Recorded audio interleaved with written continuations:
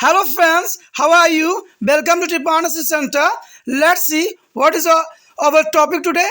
The radiation or environmental pollutant. The radiation is one of the chief form of energy consists of high energy particles. Radiation could be our natural, solar and is a cosmics. Our human nuclear radiation has also become a major factor causing environment pollutions. The radiation may have a both short-term and long-term effect. They can further is divided the functionally into the ionizing and the non-ionizing radiation. There is a function here in the radiation ionizing and the non-ionizing here. Here the example is alpha, beta, gamma and the X-ray is the ultraviolet radiation and property is short wavelength, high energy. The high wavelength is energy for the non-ionizing radiations and the effect is the ionizing effect is the causing immunizations and the cell photo protect. There is a other is non-ionizing is a damage through the toxic and the harmful effect is a deep penetrating power effect both external and internal organs. The non-ionizing here is the only superficial tissue and the damage. The other here is the break of the chromosome, kill the microorganism and the egg of fish and amphibian. The ionics as a gene mutation and genetic variation. And here is a cancer of bone marrow is a leukemia. There is a ionics and the non-ionics prevent the synthesis of DNA and RNA and cell divisions. Here the lows here and the male fertility. There is the ionic, but non-ionic is skin cancer in a human.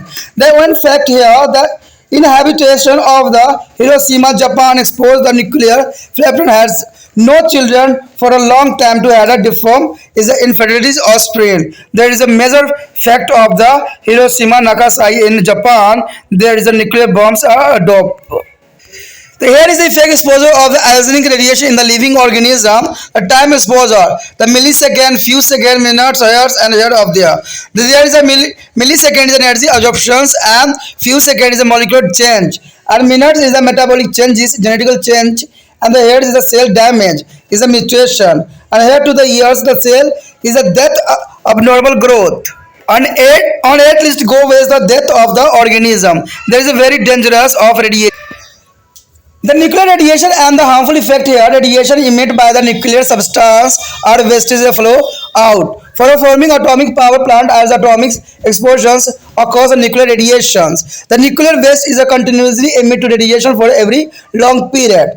The radioactive iodine is a 131I and the astroneutrine is a SR is a 90 are two nuclear waste for on the atomic explosions. And the maybe case of cancer of thyroids and the cancer of bone marrow respectively. By the entry of food chain, there also get accumulated is a high concentration in the body of the top consumer causing harmful effect on the health of the both humans and animals.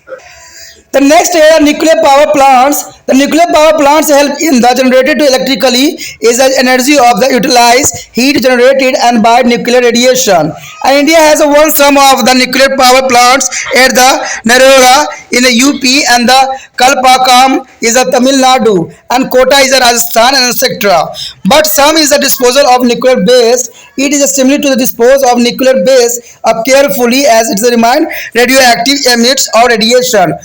For a very long time, waste is a normally packed is a seal lid, a lid or container as a lid for absorb all the radiation. This container are the dumped in the deep pits in the high sea.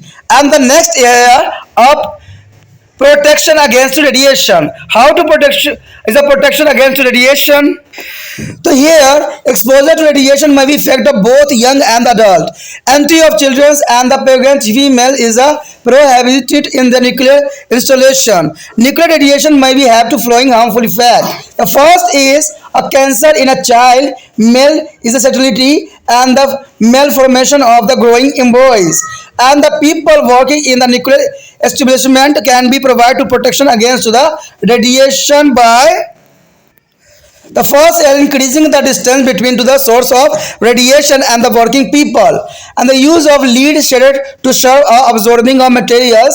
And the next is the things concentrate of work around to the reactor to work as shaded, and use of protective aprons and the glove for people. The next is the application of the radiation. The depth of all the harmful effect of radiation, the use of various field for the benefit of mankind is gradually increase as shown their figure. And there is almost all our source is the energy originate from the solar radiation. For example, photosynthesis process for formation of food and fossil fuel. The artificial generated radiation are also used for various purpose. The application of the radiation here, the industry process radiation detect of the metal, moisture and quality. And the next is the nuclear energy is the power plants. Or a communication, the radio, TV, satellite, there is a radiation create. And medicine also there is effect of radiation, thermography, CAT scan, X-ray of anatomies, diamothermy of relief pains and the localizer heating authorities and destruction of the cancer growth, sterilization of the surgical instrument. There application more application of radiation here. And also application for a scientific research. The radiocarbon is a dating to determine to the age of object of fossil fuel. There is a fossils. There is the most important for scientific research. There are age object on the fossils. तो यहाँ पर जो है विकिरण के बारे में बताया गया, रेडिएशन के बारे में कहते हैं एक जो है पर्यावरणीय प्रदूषक के रूप में ये जाना जाता है।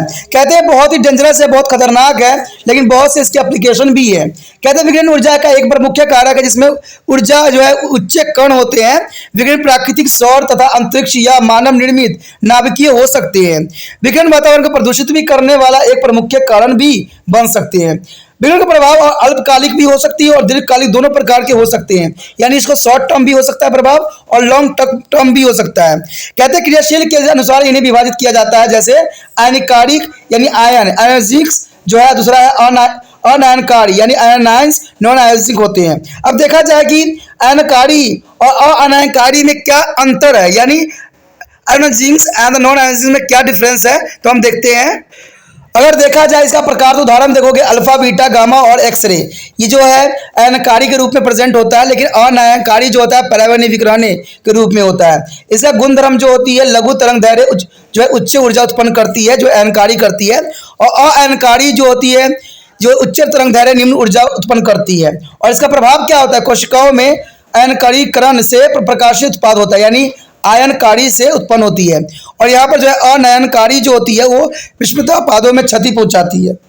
और इसके पश्चात हानिकारक प्रभाव जो होते हैं गहरे वेदन शक्ति के कारण जो है शरीर के बाहर व आंतरिक अंगों को क्षति पहुंचता है।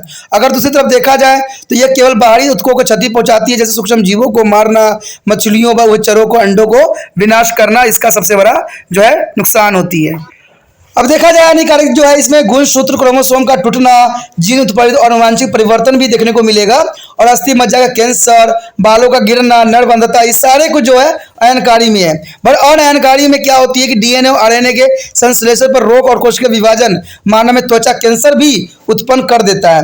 एक फैक्ट की बात यहाँ पर रहता है कि नाभिक के विस्फोट के शिकार जो हुआ था जापान हुआ था, जिसमें हिरोशिमा नागासाकी पे बम गिराई गई थी, जहाँ के निवासी के दीर्घ अवधि तक कोई संतान पैदा नहीं हो पाया, और फिर विकृति संतान उत्पत्ति में असमर्थ पैदे जो बच्चा पैदा हुआ, यानी बच्चों में कोई ना कोई तरह का विकार पैदा हुआ। तो आप इससे समझ सकते हो कि रेडियो एक्टिव जो होती है यानी रेडिएशन जो होती है कितनी खतरनाक होती है कि वर्षों के वर्षों जो होते हैं बच्चे पैदा होने नहीं देते, और बच्चे पैदा भी होते हैं तो उनमें न जाने कितने तरह के विकार पैदा होता है।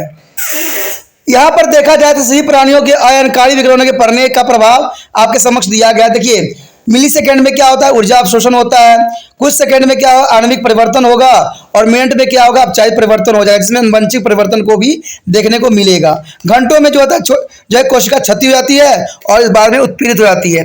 एटलीस्ट इसमें अगर देखा जाए तो घंटों में जो होता है कोशिका क्षति और परिवर्तन हो जाता है, लेकिन घंटों से वर्षों तक में क्या होता है, कोशिका मृत्यु हो जाती है, असामान्य वृद्धि होगा और जीव की मृत्यु हो जाएगी। तो ये बहुत बड़ा रेडिएशन का जो है यहाँ पर इफेक्ट देखने को मिलता है। कहते हैं अगर नाभिकीय न्यूक्लियस विकिरणों और उसके हानिकारक प्रभाव देखा जाए तो नाभिकीय पदार्थ, अवशिष्ट, बेकार पदार्थ या परमाणु विद्युत संयंत्रों के परमाणु विस्फोट से जो विकिरण उत्सर्जित होती है वो नाभिकीय विकिरण कहलाती है। यानी जितने भी विस्फोट आपको दिख रहा होगा, आए दिन जो है देशों में लड़ाई हो रही है तो उसे न जाने कितना जो है नाभिकीय जो है विकिरण उत्पन्न हो रही है। नाभिकीय अवशेष काफी लंबे समय तक विकिरण फैलाते हैं और इससे जीव जंतु को काफी नुकसान भी पहुंचाते हैं। इसमें जो होता है रेडियोधर्मी आयोडीन यानी 131I जो होता है, और दूसरा जो है ट्रांसट्रोशियम यानी SR90 परमाणु विस्फोट से पैदा होने वाले दो नाभिकीय अवशिष्ट हैं। यानी इस तरह से देखा जाए तो नाभिकीय अवशिष्ट है जो कि बहुत काफी खतरनाक होता है। जिनसे क्रमश थायराइड कैंसर या अस्थि मज्जा का कैंसर भी हो सकता है। और खाद्य श्रृंखला में प्रवेश करके ये जो है शीश उपभोक्ताओं के शरीर में बड़ी मात्रा में जमा हो जाते हैं, जिसका मानव एवं पशु दोनों को ही स्वास्थ्य पर काफी हानिकारक प्रभाव डालता है, जो कि इंसानों के साथ साथ पशु पक्षी के लिए भी बहुत काफी खतरनाक सिद्ध होगा। कहते हैं अगर देखा जाए नाभिकीय विद्युत संयंत्र, तो नाभिकीय विद्युत संयंत्र जो है नाभिकीय अभिक्रिया से पैदा होने वाली ऊष्मा का उपयोग करके विद्युत ऊर्जा उत्पन्न करने में सहायक होते हैं। भारत में कुछ नाभिकीय विद्युत संयंत्र जो है नरोड़ा उत्तर प्रदेश में, कलमकंपा तमिलनाडु में, कोटा जो है राजस्थान आदि में स्थित है, जहां पर नाभिकीय विद्युत संयंत्र बनाया गया है, जो कि लोगों के फायदे के लिए बनाया गया है।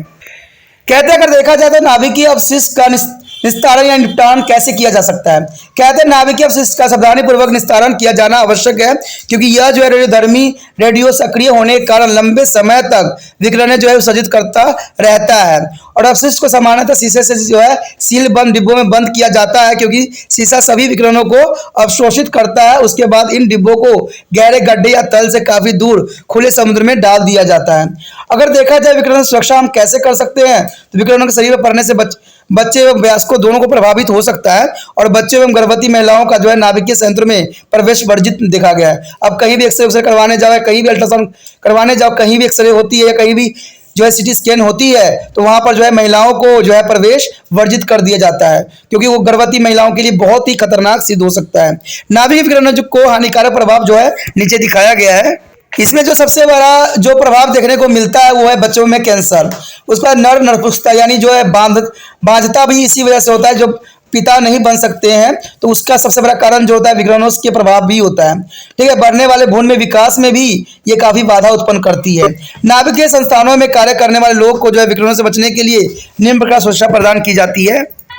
उनको सुरक्षा करने के लिए काम करने वाले और विकिरणों के स्रोत के बीच अधिक से अधिक दूरी बढ़ाकर रखा जाता है। शीशे के ढालों का जो है अवशोषक उपकरण की भांति प्रयोग किया जाता है। रिएक्टर के चारों ओर मोटी कंक्रीट की दीवार बनाकर जो एक कवच का काम भी करती है, सुरक्षा किया जाता है। काम करने वाले लोगों के लिए सुरक्षा में एप्रोन या दस्ताने का भी प्रयोग किया जाता है, जो कि काफी इंपॉर्टेंट भी है। कहते हैं अगर देखा जाए तो विकिरणों के अनुपयोग क्या है, यानी इसका उपयोग बहुत जगहों पर होता है। विकिरणों के हानि के प्रभाव के बावजूद भी मानव के लाभ के लिए विभिन्न क्षेत्रों में इसका उपयोग बढ़ता ही चला जा रहा है। कहते हैं अधिक हमारी ऊर्जा को लगभग सभी स्रोतों का मूल्य स्रोत जो है विकिरण ही है। उदाहरण के लिए खाद्य जीवाश्म ईंधन तैयार करने के लिए प्रकाश संश्लेषण की प्रक्रिया, कृत्रिम रूप से उत्पादित विकिरणों का भी विभिन्न कार्यों के लिए जो इस्तेमाल किया जाता है। तो यहाँ एक टेबल दिखाया गया है जिसमें जो है इसका उपयोग बताया गया कि इसका उपयोग कहाँ कहाँ होती है। आपके समक्ष यहाँ पर जो है एक डायग्राम उपस्थित है, यानी एक फ्लो चार्ट है, जिसमें आप देख सकते हो कि इसका उपयोग लिखा गया है। क्षेत्र जो है औद्योगिक प्रक्रियाएं, धातु अधातु गुणवत्ता जानने के लिए जो है विकिरण सूचक यानी रेडिएशन डिटेक्टर का उपयोग किया जाता है। अगर नाभिकीय ऊर्जा में जो है शक्ति संयंत्र यानी बिजली पैदा करने के लिए इसका उपयोग किया जाता है। साथ में अगर देखोगे तो संचार यानी रेडियो, टेलीविजन उपग्रह सभी के सभी जो है इन्हीं रेडिएशनों से चलती है। चिकित्सा क्षेत्र में भी इसका उपयोग बहुत हो रहा है, जैसे विकिरण जो है टोमोग्राफी, कैट स्कैन, शरीर संरचना विज्ञान के लिए भी, एक्सरे के लिए भी इसका उपयोग किया जाता है। तो इसका उपयोग बहुत है, आगे भी उपयोग है, देखते हैं।